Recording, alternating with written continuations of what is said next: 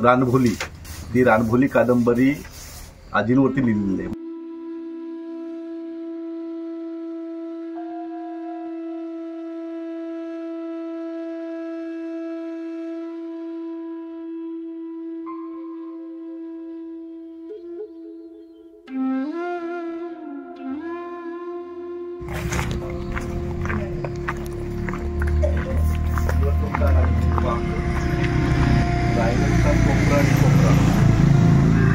आजीने लहानपणी बघितलेलं आहे, अगदी लग्न होईपर्यंत.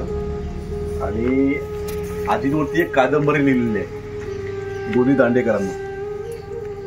तुम्ही नाव वाचलं असेल तुम्ही, रानभोली. ती रानभोली कादंबरी आजींवरती लिहिलेली आहे, मनोजींवरती. ती संपूर्ण मग त्या कादंबरीची नायिका जी आहेत ना त्या आजी आहेत. म्हणजे गोनी दांडेकर सारख्या एका मोठ्या लेखकांनी ज्यांच्यावरती रानभोली कादंबरीच्या बऱ्याचशा आवृत्ती निघाल्या, त्या कादंबरीचं प्रमुख व्यक्तिरेखा ह्या मनोजी होत्या. म्हणून तुम्हाला इथं थांबवलंय. आजींनी गोनी दांडेकरांना, बाबासाहेब पुरंदरेंना संपूर्ण रायगड त्यांच्या त्या काळामध्ये फिरून दाखवला आहे, स्वतः दाखवलेला आहे. म्हणजे ज्या काळामध्ये कोणीच गाईड नव्हतं, ज्या काळामध्ये रायगडचं कोणाला माहिती नव्हता, त्यावेळेला गडाचा, रायगडचा कोपरा आणि कोपरा आजींनी बाबासाहेब पुरंदरेंसारख्या एवढ्या मोठ्या व्यक्तिमत्वाला दाखवलेलं आहे.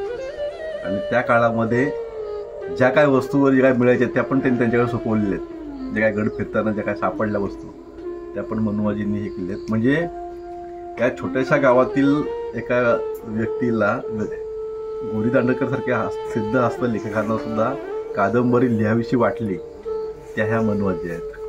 म्हणून तुमची सर्वांची मुद्दामून भेट करून दिली. आपण आजीसोबत एक फोटो घेऊ. आपण फोटो